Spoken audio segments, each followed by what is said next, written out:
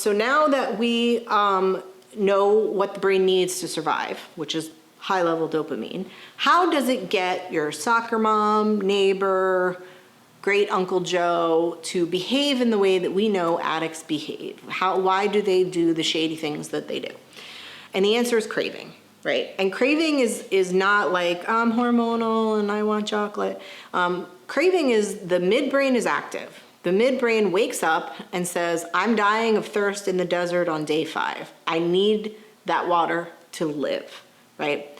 And so that's what's happening, but it's craving dopamine. So the midbrain wakes up and says, I want dopamine, right? And it shuts down the part of the brain where any logical thought comes from, right? And it's just going dopamine, dopamine, dopamine. And so basically it's there, it's awake, and it's looking for survival. How is it going to survive? It needs dopamine. How do I get this person to get dopamine? And so what it does is it starts to go through the files of the frontal cortex, right? So the frontal cortex is quiet, is shut down, like a library closed.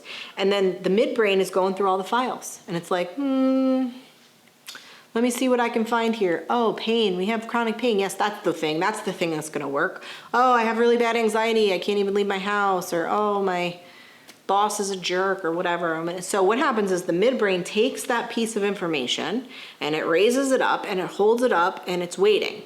And it waits for the craving to pass. And cravings always pass, right? Either with time or with use. Now, after about 10 minutes, that craving's going to pass. It may come right back, but it's going to pass. When it passes, for that moment, for that brief moment, frontal cortex comes back online. And the thing that's staring it in the face is that file. And it goes, oh, you know what?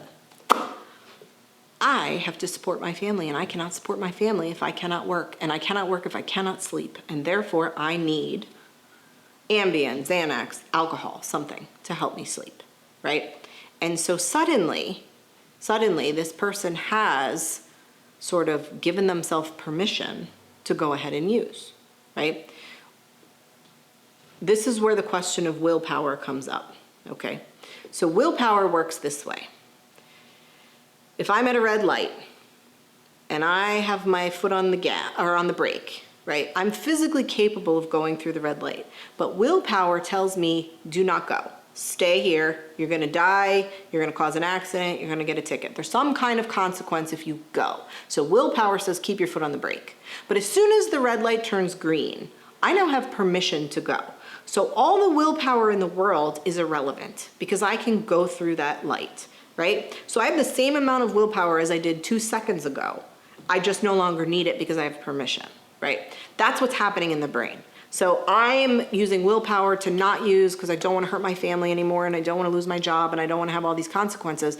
But now I have this craving, holds the reason up in front of me. I come back online, I see the reason, I go, oh yes, I do, I need to use, right? And so now I have just gone from red light to green light. So the willpower is useless.